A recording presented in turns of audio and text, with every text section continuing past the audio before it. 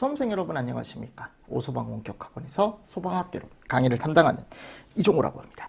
자, 이번 시간에 저 이제 뒤쪽에 연소 범위를 한번 볼게요. 물리적 조건, 이 양적인 조건입니다.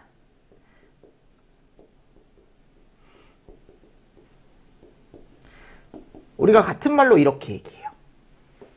연소 한계다, 폭발 범위다, 폭발 한계다. 우리가 얘를 연소 범위 물리적 조건이라고 얘기합니다. 아셨죠? 얘의 정의는, 자, 여기 보시면 뭐가 제가 양이라고 했냐면 뭐 공기양도 마찬가지고 가스량도 있다 그랬죠. 그죠? 가스량도 마찬가지고. 그래서 공기 중에 가스가 연소할 때 필요한 농도 조건을 우리가 뭐라고 한다? 연소 범위라고 얘기한다. 그죠? 연소 범위. 그럼 공기 중에 가스가 연소할 때 필요한 농도 조건이다? 그럼 결국은 산소에 가스가 있을 때 거기서 이제 몇 프로, 우리가 보통 농도 조건을 얘기하는데 보통 볼륨 퍼센트를 얘기합니다. 최적. 그럼 요게 볼륨 퍼센트로 몇 프로 농도일 때 불이 붙냐라는 걸 우리가 연소 범위라고 얘기합니다. 그래서 가연물이 기체 상태, 이게 되게 중요한 거야. 고체는 얘기 안 해요. 액체 얘기 안 합니다. 기체 상태에서만 연소 범위를 얘기해요. 공기와 혼합, 왜냐면 액체나 고체는 공기와 혼합할 수 없다 그랬잖아, 일반적으로. 기체 상태일 때 공기와 혼합하여 연소를 일으킬 수 있는 범위를 얘기한다. 그래서 최소 범위가 있고 뭐가 있다? 최대 범위가 있다. 됐나요? 그래서 가스 농도가 너무 적거나 너무 많아도 연소가 잘 안 일어나요. 이게 적정 범위가 있다고요. 가스 농도가 너무 높으면, 너무 적으면 가연물이 얼마 안 되니까 안 타는 거고, 만일 가스 농도가 너무 많잖아요? 그러면은 가스는 많지만 그에 비해 산소량이 거의 없어져서 연소가 되지 않는다라고 되어 있습니다. 그러니까 이런 것들을 한번 읽어보세요. 이따가 여러분들 제가 그래프를 좀 설명을 드릴 테니까. 그래서 뒤에 가보면 요게 있어요. 연소 한계곡선이라는 그래프처럼 그려진 게 있어. 얘를 해석할 수 있어야 돼. 뭐 할 수 있어야 된다고? 해석할 수 있어야 돼요. 아셨죠? 자, 그럼 여기 갔을 때 이런 거예요. 자, 그래프는 우리가 볼 때 Y축과 X축, X축과 Y축이 있는데 이 Y축 세로는 농도나 압력 조건을 나타낸대요. 근데 보통 우리는 이 농도 조건을 얘기합니다. 농도, 위쪽에. 아셨죠? 그래서 이 농도 조건을 우리가 양적인 조건이다라고 해가지고 물리적 조건이라고 얘기를 하고, 자, 그리고 오른쪽에 가보면 이제 온도 조건이 있죠. 요건 이제 에너지 조건을 얘기하는 거죠. 두 가지가 양립이 됐을 때 이제 불이 붙을 수 있는 건데, 중요한 건 뭐냐? 여기 중간에 얘가 있어요. 이게 되게 중요한 건데, 이게 시험 문제가 직접적으로 뭐냐라고 나온 적은 없는데 기술사나 관리사 시험에 가보면 요거를 가로쳐 놓고 이거에 대해 설명하시오 이런 문제도 나오고, 또는 객관식에서는 요걸 비워놓고 이게 무슨 선이냐라고 물어봐요. 그럼 포화진기압선이 뭐냐면 액체와 기체의 경계점이거든요. 아셨죠? 그래서 여기 가보면 뭐 액체가 밀폐된 용기에 들어있을 때 액체가 증발되려는 속도와 다시 증기가 액체로 돌아가려는 요 속도가 같았을 때 상태를 우리가 이제 뭐라고 얘기하냐면 동적 평형 상태라고 얘기한대요. 그러니까 이게 이도저도 아닌 거야. 액체도 아니고 기체도 아니고 약간 공존하는 상태다라고 생각하시면 됩니다. 그때 압력을 우리가 포화진기 압력이라고 얘기한대. 즉 액체도 아니고 기체도 아니고 약간 경계점이야. 액체와 기체의 경계점이 있는 거고, 왼쪽은 뭐가 있고 이제 액체가 있고 오른쪽은 기체가 있는 거야. 포화진기압선도 기준으로 왼쪽은 액체, 오른쪽은 기체가 있는 거라고. 됐죠? 그래서 액체 쪽은 우리가 연소 한계곡선을 그리지 않습니다. 아셨죠? 그럼 연소 한계곡선은 오른쪽만 그리는 거야. 오른쪽이니까 무슨 상태일 때만? 기체 상태일 때만 그리는 거라고요. 무슨 말씀인지 아시겠습니까? 네. 그래서 여기 상한계라는 게 있고 여기 뭐가 있어요? 하한계라는 게 있는 거죠. 됐나요? 그래서 상한계라는 것과 하한계라는 게 있는데 요 사이를 우리가 뭐라고 한대? 연소 범위라고 얘기한대요. 또는 화염 전파가 되는 범위다 라고 얘기한대요. 됐습니까? 됐죠? 그래서 자, 이 상한계와 하한계가 결국 뭘 나타내는 겁니까? 요게 이쪽으로 왔을 때 농도를 나타내는 거죠. 그래서 내가 예를 들어 메탄이다 또는 메테인이라는 가스가 있다. 얘가 이게 있어요. 나중에 범위가 있습니다. 이렇게 5에서 몇 프로? 15%. 그럼 얘가 하한계, 얘가 뭐? 상한계가 되는 거예요. 그러니까 이 농도는 우리가 적절하게 탈 수 있는 농도거든요. 그래서 이렇게 얘기합니다. 1에서 4.9%일 땐 또는 15.1에서 100%일 때 연소가 되지 않는다. 또는 불꽃 연소로 갈 수가 없다라고 얘기해요. 그러니까 연소가 잘 되지 않는 거야. 그럼 연소가 잘 되려면 우리는 5에서 15% 범위를 꼭 가져야 되는 거예요. 무슨 말씀인지 아시겠죠? 또는 이렇게 그냥 극단적으로 생각하셔도 돼. 5에서 15%에서만 연소가 가능하다라고 생각하셔도 되고. 됐습니까? 네. 그래서 5에서 15%라는 범위가 있는데 요건 하한계와 어디? 상한계. 됐죠? 하한계와 상한계라는 범위가 이렇게 이제 정해져 있는 거죠. 그러니까 이게 되게 중요한 거야, 여러분들. 꼭 알고 계셔야 돼. 됐나요? 자, 그리고 나서 이제 다음에 가보면 여기에 중간에 이런 개념이 나와 있습니다. 근데 이런 개념을 보기보다 요거 농도 조건을 보기보다 농도는 일단 요것만 보고 자, 온도 조건을 한번 보겠습니다. 자, 얘가 하한계라 그랬죠. 그럼 하한계는 얘가 5에서 15라 그랬어요. 근데 이게 여러분들 고정값은 아닌 게 봐봐요. 온도가 올라가면 올라갈수록 얘는 점점 어떻게 돼요? 이렇게 벌어져요. 즉 연소 범위는 온도가 올라가면 올라갈수록 어떻게 되는 거야? 넓어지는 거예요. 넓어지는 거. 그러니까 불에 타기 더 쉬워지는 거예요. 아셨죠? 불에 타기 더 쉬워지는 거야. 이렇게 넓어지는 거예요. 넓어지는 거지. 됐습니까? 됐습니까? 그러니까 그런 개념이 지금 나와 있는 거고. 자, 그리고 나서 여기 가보면 이제 인화점이라는 게 표현되어 있는데 자, 요 인화점이 어디에 표현되어 있는 거냐면 아니 결국 하한계가 제가 5%라 그랬죠. 그럼 이 5%에 불을 붙일 수 있는 온도, 최초로 불을 붙일 수 있는 온도를 우리가 뭐라고 얘기하는 거야? 인화점이라고 얘기한다고요. 그러니까 불이 5%에서 시작되는 거잖아요. 그럼 제가 아까 뭐라 그랬어요? 연소가 시작될 수 있는 온도를 우리가 인화점이라고 한다 그랬죠? 그래서 인화점이라는 게 표현되어 있는 거예요. 됐나요?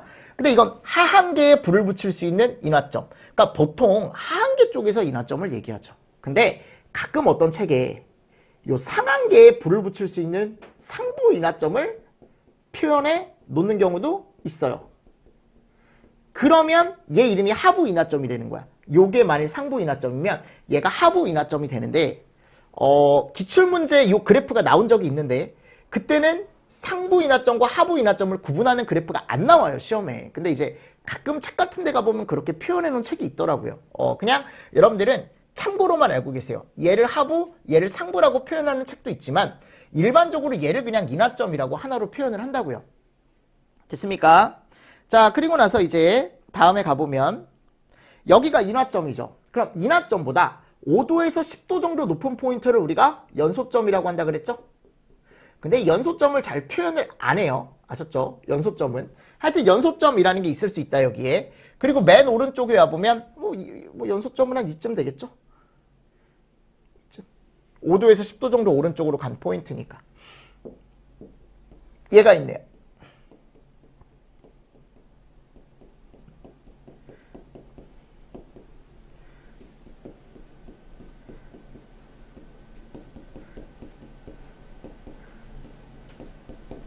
그죠? 자연발화, 자동발화점. AIT라는 게 있죠. 그래서 이거를 위로 올렸을 때 우리가 얘를 뭐라고 얘기하냐면 각 가연물들 있죠. 가연물들의 발화점은 A, B, C, D 이렇게 표현할 수가 있거든요. 점으로. 그러니까 어떤 가연물은 자연발화점이 요 정도고 어떤 가연물은 자연발화점이 요 정도고 어떤 가연물은 발화점이 요 정도고 어떤 가연물은 발화점이 요 정도로. 얘를 그냥 점으로 표현한 거예요. 이렇게. 점점점점점점점 해가지고. 무슨 말씀인지 아시겠습니까? 큰 의미는 없습니다. 그리고 이 농도 범위 안에서 화학양론 조성비라는 게 나타난대. 이 화학양론 조성비는 제가 어차피 가스가 산소가 있을 때, 그죠? 가스가 산소 중에 있을 때 불이 붙는 농도를 제가 이제 연소 범위라고 얘기를 했잖아요. 근데 이 범위 중에 화학양론 조성비라는 게 존재하는데 그 화학양론 조성비는 뭐냐면 가스와 산소가 정말 적절하게 섞여 있는 정말 적절하게 얘기하는 우리가 조성비라고 얘기해요. 조성비. 두 개가 완벽하게 섞여 있는 농도다라고 생각하시면 돼. 또는 완전 연소를 끝낼 수 있는 농도다. 그래서 가스와 산소가 있는데 걔네 두 개가 어느 정도 있어야 완전 연소로 완벽하게 끝낼 수 있느냐라고 표현하는 농도가 있어요. 뒤에 가보면. 아셨죠? 그래서 예를 들어 메테인이다라고 하면은 우리는 대략 이거를 10% 언저리라고 얘기합니다. 왜냐하면 딱 센터. 얘를 화학양론 조성비라고 얘기해요. 산소도 적절히 있고 가스도 적절히 있는 농도. 거의 센터쯤이에요. 하셨죠? 이게 딱 센터는 아니지만. 그래서 그런 화학양론 조성비 부근에서 얘가 나타나요. 뭐요? 최고 연소 속도 농도. 그러니까 화학양론 조성비라는 건 가스도 진짜 적절하게 섞여 있고 산소도 진짜 적절하게 섞여 있는 농도거든요. 그럼 가스와 산소가 진짜 적절하게 섞여 있으니까 그거를 태웠을 때 최저 연소 속도가 아니고 최고 연소 속도가 나올 수밖에 없다라는 거지. 무슨 말씀인지 아시겠습니까? 그래서 그런 개념이 지금 나와 있는 겁니다. 거기에. 됐죠? 그래서 최저 연소 속도와 최고 연소 속도. 근데 최저 연소 속도는 얘기를 하지 않습니다. 최고만 얘기하는 거죠. 그래서 요거는 나중에 여러분들 그래프를 보실 수 있어야 돼. 최근 시험에 어떻게 나왔었냐면 요걸 비워놨어요. A인가 기억인가 비워놓고 이거에 대한 설명으로 옳지 않은 것은, 그러니까 요즘 시험이 어려운 거죠. 어떻게 보면 이런 것 때문에. 그죠? A에 대한 설명으로 옳지 않은 것은, 뭐 기억에 대한 설명으로 옳지 않은 것은, 이런 식으로 시험 문제가 나오다 보니까 어렵게 나왔다. 시험 문제가. 자, 그래서 얘 이름을 우리가 뭐라고 한다? 연소 한계곡선이라고 얘기합니다. 연소 한계곡선. 자, 연소 상한계 이상에서는 연료가 공기보다 많아 불꽃 연소가 될 수가 없다. 자, 여기 이상이죠. 여기 이상. 요 위쪽. 요 위쪽에서는 너무 많은 거야, 농도가. 그러니까 가연성 가스가 너무 많다 보니까 공기가 모자란 거고, 요 아래쪽에서는 연료가 공기보다 적대요. 그러니까 무슨 말이냐면 얘가 하한계를 만족을 못했기 때문에 요게 불꽃 연소가 될 수가 없다라는 거죠. 그러니까 연소 자체가 잘 되지 않는다라고 생각하시면 됩니다. 그럼 우리가 불꽃을 내면서 조금 잘 타려면 요 안쪽에 있어야 된다. 그래서 메테인일 땐 5에서 15다라는 연소 범위라는 게 이따가 나와요. 아셨죠? 네, 그래서 이런 참고는 한번 읽어보시고, 어차피 제가 아까 다 얘기했던 거니까. 자, 세 번째 가보면 우리가 얘를 외워야 돼요. 이게 올해 시험에 나왔어요. 근데 이제 연소 범위가 올해 이제 나왔는데 뭐가 나왔냐면 위험도 구하는 게 나왔습니다. 근데 그 위험도를 구하는 게 원래는 이 연소 범위를 보통 주는 경우가 많은데 안 줬어요, 올해는. 아셨죠? 그리고 4개를 물어봤습니다. 4개. 4개를 물어보고 너네들이 위험도를 한번 찾아보고 위험도가 맞는 것만 고르시오. 이런 식으로 이제 나왔거든요. 그래서 조금 시간이 걸리지 않았을까, 문제 푸는데. 이게 왜냐하면 금방 못 풀거든. 금방 못 풀어요, 여러분들, 이 문제. 이게 왜냐하면 생각보다 오래 걸려요. 소수점이 다 있기 때문에. 그래서 이 연소 범위가 주어지지 않더라도 핵심 연소 범위를 여러분들이 알고 계셔야 문제를 풀 수가 있더라라는 거죠. 있더라. 그래서 저는 작년에도 말씀드렸습니다. 원래 보통 주지만 안 나올 때를 대비해서 대표적인 것들 몇 개는 외워두시는 게 좋다라고 제가 항상 말씀을 드리죠. 그럼 여기 갔을 때 당연히 진하게 표시되지 않은 것도 나올 수 있지만 웬만하면 진하게 표시된 부분에서 다 나올 거예요. 그러니까 진하게 표시되지 않은 부분 같은 경우는 나중에 보셔도 되고, 먼저 외워야 될 건 요 진하게 표시된 부분이거든. 그럼 먼저 얘부터 보겠습니다. 이황화탄소라는 가스가 있대요. 기체가 있대요. 그죠? 무조건 암기하셔야 돼, 이황화탄소는. 왜냐하면 위험도가 이게 높은 순이거든요. 그래서 위험도 1등이에요. 뭐 1등이라고요? 위험도 1등이야. 위험도 1등. 제일 위험한 가스야. 그러니까 얘가 이제 나중에 저희 배워야 하셨죠. 그래서 순수물질의 연소 범위라고 해가지고 이황화탄소는 1244래. 1244. 뭐라고 여러분들? 1244. 그래서 내가 어떻게 외우라고 하냐면, 우리 공부를 시작했잖아요. 그럼 이왕 공부를 시작했잖아. 일이 벌어졌잖아요. 소방공무원 한다라고 얘기를 해놨잖아, 사람들한테. 이거를, 그러니까 저는 개인적으로 그렇습니다. 꼭 떠벌리라는 건 아니지만 꼭 주변 친구들한테 얘기를 꼭 하세요. 지인들한테도. 나 소방공무원 준비한다고. 몰래 하지 마시고. 아셨죠? 선생님 저 떨어지면 약간 부끄러운데요. 왜냐하면 그렇게 해놔야 그 친구들도 또는 그 지인들도 생각을 합니다. 그 사람이. 이 사람이 공부를 하는구나. 그러니까 약간 배려를 하게 되고. 그죠? 그리고 본인도 자존심이 있으니까 내가 얘기를 다 해놨잖아. 그럼 올해 안에 붙겠다. 라는 식으로 해가지고 내가 올해 떨어지면 또 친구들한테 얘기한 게 있으니까 솔직히 얘기하면 약간 이제 면도 안 서고. 맞잖아요, 여러분들. 그러니까 저는 공부할 때 그냥 여기저기 얘기를 해라라고 얘기를 합니다. 아닐 수도 있어요. 조용히 하시는 분들도 있어요. 당연한 거지. 저는 개인적으로 얘기를 해라라고 얘기를 합니다. 아닐 수도 있습니다. 뭐 하여튼 이왕 일이 이렇게 된 거 죽을 때까지 해보자. 44. 그러니까 진짜 죽을 때까지. 죽을 사자 2개 해가지고 진짜 열심히 한번 해보자. 화이팅! 여러분들. 화이팅! 죄송해요. 네. 이렇게라도 좀 힘을 좀 보태드리고 싶어가지고. 그래서 이왕 1이 이렇게 된 거 죽을 때까지 한번 해보자. 1244. 됐죠? 자, 그리고 아세틸렌이죠. 그래서 아이옷이 파란하다. 그래서 제가 그랬잖아요. 아이옷이 파란하다? 우리 딸이 초등학교를 가는데 팔이 하나가 떨어져가지고 팔이 없는 거야. 근데 괜찮대. 아빠 난 괜찮대. 난 부끄럽지 않대. 아빠 괜찮아. 아빠 나 이런 거 티 없어도 돼. 원래 이렇게 생겨먹은 티야. 그래도 내 입장에서는 어때요? 아빠 입장에서 마음이 너무 아픈 거야. 그치? 내가 파란 쪽 달린 걸 애를 입혀서 보내는구나. 근데 내가 돈을 좀 더 벌어야겠네. 그래서 이제 갔는데 이제 너무 마음이 아픈 거야. 내가 돈 버는 이유야. 아이 옷이 팔 하나밖에 없다. 그래서 아이죠? 아세틸렌 옷 팔 하나밖에 없대. 됐습니까? 자, 근데 이 100이 될 때가 있어요. 왜냐하면 얘네들이 이제 분해 연소를 할 때가 있거든. 그러니까 산소 없이도 얘가 반응을 하는 경우가 있어, 자체적으로. 그때는 100까지도 가는데 100은 그냥 참고로 보셔도 돼요. 아셨죠? 100은. 그리고 산화에틸렌이라는 게 있어. 그래서 산은 38광땡이야. 38광땡. 뭐라고 여러분들? 38광땡. 38땡. 산화에틸렌은 38땡. 산의 38땡. 산의 38땡 이렇게 외우셔도 되고, 아니면 산 38광땡. 외우셔야 돼, 이거는. 아셨습니까? 자, 그리고 에테르라고 나올 수도 있고요. 디에틸 에테르라고 나올 수도 있어요. 똑같은 거예요. 에테르 또는 디에틸 에테르. 요게 A48인데, 근데 이게 1이 아니야. 2가 아니에요, 여러분들. 0.1이 빠져요. 요것만 조심하세요. A48으로 외우세요. A48으로 외우시는데, 요게 1.9라고, 1.9. 됐습니까? 됐습니까? 또는 연도처럼 그냥 1948년 이렇게 외우셔도 되는데, 그렇게 외우는 것보단 그냥 248. A48. 됐습니까? 그래서 요게 근데 2가 아니고 1.9라고 소수까지 알고 계셔야 돼. 왜냐하면 올해처럼 그렇게 이제 정확한 값을 구하고자 하면 소수가 있어야 되거든. 그리고 수사치료. 수사를 받는데 수사를 받으면서 치료를 한대. 사치료. 됐죠? 자, 그리고 일산. 1274.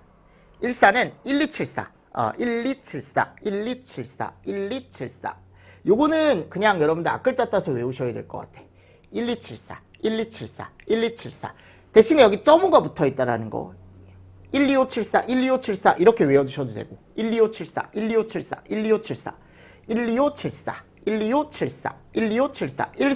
12574. 자, 그리고 오른쪽에 휘발유. 자, 요거 같은 경우는 휘발이 됐는데 일사천리로 됐대. 뭐로 됐다고 여러분들? 일사천리. 또는 휘발유는 가연물을 일사천리로 태운다. 1476인데 약간 그냥 발음 비슷하게 일사천리. 어떻게 그렇게라도 외워야지. 무슨 말인지 알죠, 여러분들? 미안해. 내 능력이 이게 다야. 됐죠? 자, 그리고 여기 이런 애들은 나중에 보세요. 이거 4개도 꼭 보셔야 돼. 부탄, 프로판, 에탄, 메탄. 부테인, 프로페인, 에테인, 메테인. 그럼 부탄은 18빨리 제가 그랬죠. 화장실에 갔을 때 내가 아침에 장 트러블 때문에 직장이라서 아침에 또 이제 모르고 내가 우유를 먹고 간 거야. 그러면은 신호가 온다고, 화장실에서. 그러면 갔는데 사람이 꽉 차 있다니까요. 그럼 막 두드리면서 막 아이씨 빨리 나와. 18빨리 이런 식으로 그냥 그런 식으로 외우시면 된다고. 그래서 부탁하는 거죠. 부탁해라. 배가 너무 아파. 18빨리 이런 식으로. 무슨 말씀인지 아시겠죠? 네. 그래서 이런 것도 알고 계시고. 자, 이거는 소수가 좀 많아가지고 그냥 외우셔야 될 것 같아. 푸이구. 여기 소수까지 알고 계시긴 하셔야 돼. 푸이구.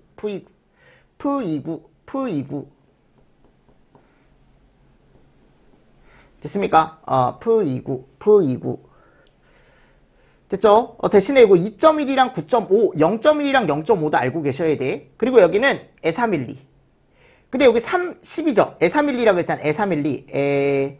E312. 근데 3에다가 4를 곱해야 12가 나오거든. 그래서 3, 4, 12. 3, 4, 12. 3, 4, 12. 3, 4, 12. E312. 근데 요거 4 꼭 있어야 돼. 3, 4, 12. 요 점 잘 보시라고요. 그리고 매우 15. 이거는 뭐 식당 주인이 매일 오십시오. 매일 오십시오. 이렇게 하는 것도 있고, 매일 오십시오. 매일 오십시오. 또는 매운 거 먹었을 때, 매워, 씨뽕. 약간 이런 식으로. 제가 욕을 잘 안 해요, 여러분들. 평상시에. 매우, 씨뽕. 약간 이런 식으로. 외우세요? 외우세요. 이렇게라도. 그래서 이게 여러 가지 가스가 있다라는 거죠, 내 말은. 야, 이거를, 뭐 어떻게 외워야지. 시험이 나왔어, 이게. 시험에 나왔어. 그리고 이걸 안 줬다고, 연소 범위를. 4개가 나왔어요, 그리고. 그러니까 시간이 오래 걸린다고 요거 하는데.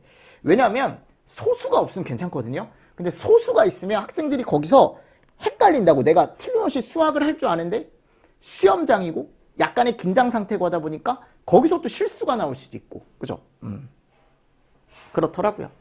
그래서 이게 이제 위험도가 1등부터 4등까지 꼭 알고 계셔야 돼. 5등까지 알고 계십다. 5등까지. 이하산 애수. 위험도. 요거는 외워두시면 좋습니다. 그러니까 이거는 정확한 값을 원하고자 하지 않고 우리가 이제 요거를 약간 위험도를 순서대로 이렇게 나열을 한 거야. 근데 이거를 정확한 값보다는 약간 순서로만 그냥 본 거죠. 이하산 애수. 이하산 애수. 근데 이하산 애수를 연소 범위 순서로도 바꿀 수 있거든요. 연소 범위는 뭐야? 상한계에서 하한계를 뺐을 때 그 크기가 누가 제일 크냐라는 거예요. 5개 중에. 그럼 얘가 제일 넓어요. 얘가 한 79 정도 나오거든. 그래서 아산수A라는 게 나와요. 위에 거 5개만 비교하는 거예요. 아산수A. 뭐라고? 아산수A. 아산수A. 아산수A. 아산수A. 됐습니까? 됐습니까? 위에 거 5개만 비교한 거다라고 제가 말씀드렸어요. 자, 그리고 위험도는 요거 순서대로. 매프부. 그죠? 매프부인데, 자, 보세요. 매프부는 연소 범위 순서고, 위험도는 누가 제일 높을까요? 얘가 제일 높을 수밖에 없는 게, 탄소가 제일 많고 수소가 제일 많잖아요. 그쵸? 그래서 이게 위험도는 역순으로 간다. 그래서 우리가 위험도 순서는 1, 2, 3, 4등인데 연소 범위 순서는 이렇게 되네.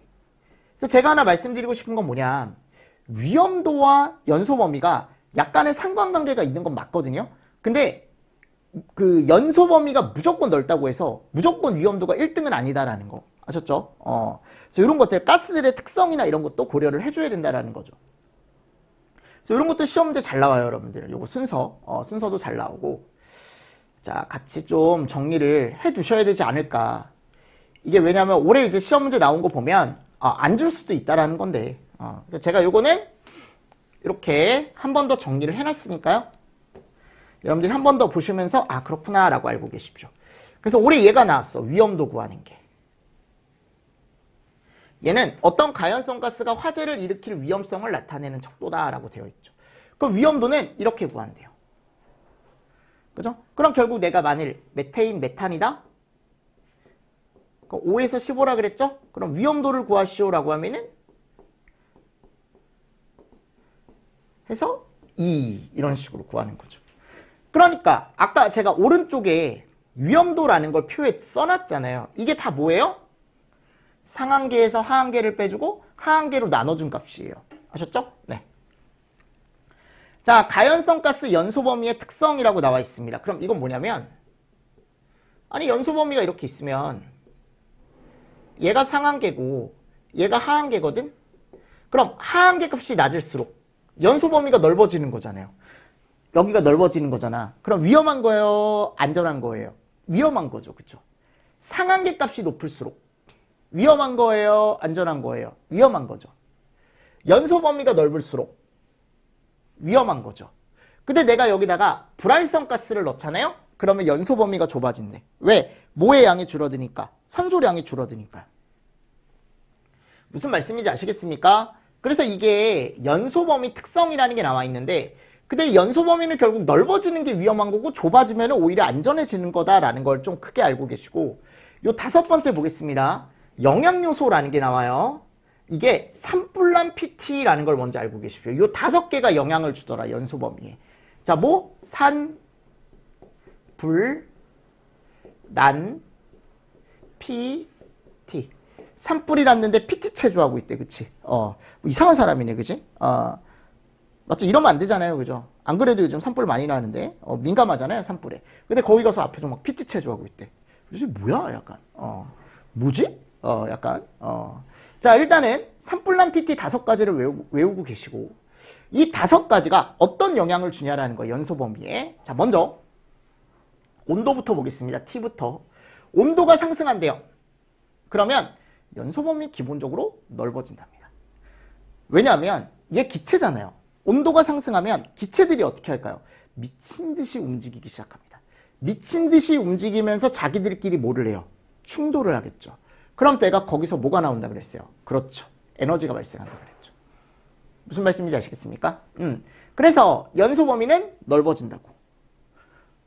그래서 온도가 상승할수록 기본적으로 연소 범위 넓어져요. 그래서 앞에 가보면 연소 한계곡선에서 온도가 올라가면 올라갈수록 연소 범위는 이렇게 가만히 있는 게 아니고 이렇게 넓어진다 그랬죠. 맞죠? 그래서 온도는 일단 넓어져요. 상승하면 연소 범위가 넓어진다. 온도가, 이런 거 읽어보세요. 온도가 높아지면 기체 분자 운동이 증가한다. 그래서 반응성이 활발해진다. 충돌이 많아진다고. 일반적으로 화학 반응은 온도가 10도 상승하면 속도가 2배가 된대요. 그리고 폭발 범위도 온도 상승에 따라 확대되는 경향이 있다. 그래서 이거를 실험한 사람 이름이 누구냐면 아레니우스라는 사람이 있대요. 이름이 누구라고요? 아레니우스. 그래서 아레니우스 법칙이라는 게 있어요. 온도가 높아지면 기체들이 막 움직이는 게 많아진다. 운동량이 많아진다. 그러면 서로 간에 뭐가 된다? 충돌이 된다. 충돌이 된다. 자, 온도가 높아지면 열의 발열 속도가 방열 속도보다 커진다. 그러니까 발열이 그만큼 빨리 된다라는 거죠. 즉 방열 속도보다 커졌다라는 건 그 하나하나 열 축적이 잘 된다라는 거, 온도가 빠르게 올라간다라는 거죠. 그래서 연소 범위가 넓어진대. 반대로 온도가 낮아지면 열의 발열 속도가 방열 속도보다 작아져서 연소 범위가 좁아지거나 아예 없어진대요. 자, 그리고 실험식에 의해 온도가 100도 올라가잖아요. 그죠? 상하한계는 플러스 8이 될 거고 하한계는 마이너스 8%가 된대. 그지? 그러니까 결국은 어떻게 된다라는 거예요? 올라가고 내려가고 넓어진다라는 거야. 100도가 올라갔을 때. 그죠? 그러니까 엄청나게 큰 폭으로 상승하고 줄어든다라는 거죠. 큰 폭으로. 자, 두 번째 이제 압력입니다. P죠. P. 온도는 T, 압력은 P. 자, 압력이 상승하면 연소 범위는 어떻게 된다? 넓어진다. 자, 내가 얘를 누르는 겁니다. 주변에서 눌러요. 꾹 누릅니다. 그럼 안쪽에 있는 기체가 얘네들이 어떻게 돼요? 서로 간에 간격이 좁아지죠. 그러면서 자기들끼리 뭐를 해? 충돌을 해요. 그래서 압력이 상승하면 연소 범위가 넓어진다. 이것도 결국은 충돌이 많아진다라는 거야. 그지? 그래서 여기 보세요. 하한계보다는 상한계의 영향이 크대. 그래서 하한계는 약간 변하고 이런 것도 읽어보세요. 상한계가 크게 변한다라고 되어 있습니다. 그러니까 결국은 얘가 넓어진다라는 거야. 결론은 그거예요. 넓어진다. 폭발은 온도 압력 조성의 관계에서 일어나면 압력에 영향을 준다. 그죠? 그래서 폭발을 나중에 배울 때 온도도 중요하고 압력도 중요하고, 그죠? 이런 관계에서 일어나며 바라운드는 압력에 영향을 준대. 그래서 압력이 상승하면 분자 간의 거리도 짧아지고 충돌 횟수도 많아진다라고 되어 있습니다. 그러니까 결국은 압력이 상승했을 때 연소 범위가 넓어진다라는 거 꼭 알고 계셔야 되는데, 자, 중요한 게 여기 보시면 요게 한번 예전에 간부기출에 나온 적이 있어요. 일산화탄소는 오히려 어떻대요? 좁아진대요. 이게 특이한 거거든. 그래서 요게 시험지가 가끔 나와요. 일산화탄소라는 물질이. 이건 일산화탄소만의 특징입니다. 아셨죠? 대신 수소는 좁아지다가 압력이 10atm 이상으로 증가하면 압력과 무관하게 연소 범위가 일정하거나 약간 넓어진대요. 이것도 특이하죠, 수소도. 근데 수소는 아직은 나온 적은 없는데 읽어만 보세요. 자, 산소 농도가 증가한대. 그럼 어떻게 될까요? 연소 범위 넓어지죠. 산소가 늘어나는 거니까. 얘도 하한계보단 상한계가 크게 변한대. 그래서 수소의 폭발 범위는 산소 중일 때 상한계가 94%로 크게 늘어난대요. 원래 몇 프로였죠? 75%였죠. 그러니까 수소가 그만큼 위험하다라는 거. 산소가 주변에 충분히 있을 땐 이게 75에서 94% 정도로 확 하고 늘어날 수 있대. 자, 그리고 난류. 층류가 아니고 뭐야? 난류. 난류라는 건 미친 듯이 빠른 흐름이라 그랬죠. 이 미친 듯이 빠른 흐름이 되게 되면은 자기들끼리 부딪히는 횟수가 많아지겠죠? 그래서 충돌 빈도가 증가하고 연소 범위 넓어진다. 자, 불활성 가스를 투입하면 산소 농도가 감소하죠. 그래서 하한계가 약간 변하고 이것도 상한계가 크게 변하네요. 그죠? 그래서 연소 범위가 어떻게 된대요? 좁아진대. 그럼 우리가 산, 불, 란, 피, 티이라고 했을 때 얘네들이 올라가면 연소 범위는 늘어나는 거죠? 줄어드는 거죠? 늘어나는 거죠? 늘어나는 거죠? 늘어나는 거죠. 결론은 이거예요. 이 정도만 일단은 알고 계셔도 된다고. 이 정도. 됐습니까? 자, 그리고 다음 르샤틀리에. 자, 이건 뭐냐? 제가 아까 메탄, 그죠? 에탄 또는 에테인, 메테인 이런 애들이 하나씩 있을 땐, 그죠? 뭐 메테인 같은 경우는 5에서 15, 에테인 같은 경우는 3에서 12.4, 그죠? 이런 식으로 있다 그랬죠. 근데 걔네 하나만 있을 때고, 근데 내가 걔를 두 개를 섞었대요. 두 개를 섞었대. 그러면 걔가 이제 뭐가 되는 거예요? 혼합물질이 되는 거죠. 그러면 얘는 5에서 15였고 얘는 얘였죠.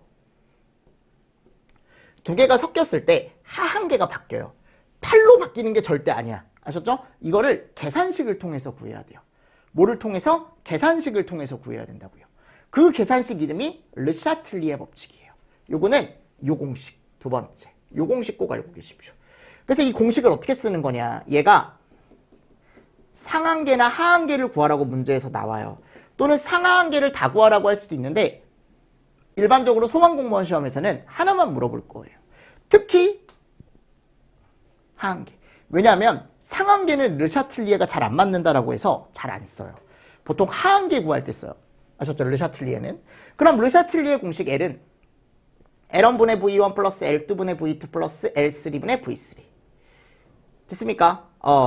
그리고 여기 위에 100이 올라가 있는데 이 100이 가연성 가스 전체 농도거든요. 문제에서 줄 거예요. 가연성 가스가 몇 프로가 있다, 전체가. 근데 이걸 보통 100%라고 주죠.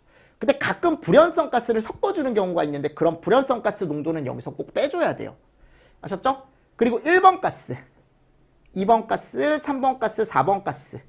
이게 쭉쭉쭉쭉 나와요. 근데 뭐를 넣어주셔야 되냐면 1번 가스에 이 V1은 부피야, 부피. 뭐 예를 들어 메탄이 50% 있대요. 에탄이 50% 있대. 그럼 여기다가 부피를 넣어주는 거야, 부피. 아셨죠? 뭐 50, 50 이렇게 넣어주시는 거죠. 그리고 내가 만일 문제에서 상한계를 구하고 싶어. 그럼 여기다가 15, 여기다가 12.4. 하한계를 구하고 싶어요. 5, 3 이런 식으로 넣어주는 거예요. 해서 얘를 이제 계산을 해주는 거죠. 맞습니까? 그래서 요거는 이따가 저하고 계산식으로 연습을 한번 해볼 거예요. 이런 게 있구나. 르샤틀리에가 그래서 최근에 나왔단 말이에요, 여러분들. 시험 문제가 최근에 나왔어요. 근데 되게 쉽게 나왔어요. 아셨죠? 그거는 이제 작년 문제였는데 엄청 쉽게 나왔어요. 그래서 가스를 주고 가스에 대한 각각의 3개를 줬어요. 가스를 3개 주고 그냥 하한계를 구하시오라고 했거든요. 불연성 가스가 섞여 있었던 것도 아니고 하기 때문에 문제 자체가 어렵진 않았다. 어렵지 않았다. 이런 것도 같이 좀 정리를 해주시면 좋죠. 맞습니까? 네. 그래서 이게 지금 물적 조건이야. 근데 이게 되게 중요하다고 여러분들 연소 범위에서 나올 게 엄청 많아요. 일단 요 정도는 정리를 해두시고 넘어오셔야 돼. 처음에 이론반에서. 됐습니까? 자, 그래놓고 다음에 나오는 건 이제 뭐에 대한 양이냐면 화학양론 조성비. 아까 내가 요 그래프에서 요게 있다 그랬죠? 얘에 대해 배우는 거예요. 근데 이게 영어로 우리가 CST라고 얘기한다고요. 근데 올해 요 CST를 이용해서 연소 범위 구하는 게 나왔어요. 아셨죠? 근데 이거는 뭐 우리가 연습을 너무 많이 했던 문제라 뭐 충분히 여러분들이 푸실 수 있는 문제기도 했고, 그래서 요거를 조금 쉬었다가 제가 화학양론 조성비부터 또 한번 설명을 드려보도록 하겠습니다. 아셨습니까, 여러분들? 네. 너무 수고 많이 하고 계시죠, 지금. 점점 날이 더워지거든요. 저도 이제 반팔을 입었습니다. 제가 웬만하면 마이를 입는데 마이란 말을 요즘 잘 안 쓰죠. 죄송합니다. 또 옛날 사람 티를 냈네요. 자켓을 입는데 보통 자켓을 입는데 오늘은 집에서 나오는데 자켓 가지고 오는 걸 깜빡했어요. 네. 그래서 오늘 이렇게 반팔을 입고 하는데 점점 더워집니다. 여러분들 점점 지칠 거예요. 근데 지금 5월밖에 안 됐잖아요, 여러분들. 지금부터 지치면 안 되지. 7, 8월 때를 대비해서 지금 여러분들 체력도 좀 비축도 많이 해두시고 지치지 않게 조금 공부를 지금부터 꼭 해두셔야 돼요. 그래야 나중에 들어가는 이제 우리가 커리큘럼이라는 걸 들어갔을 때 여러분들이 조금 더 쉽게 다가오실 수 있다. 절대 오늘 할 공부를 내일로 미루시면 안 됩니다. 아셨죠? 이번 시간도 수고 많으셨습니다. 수고하셨습니다.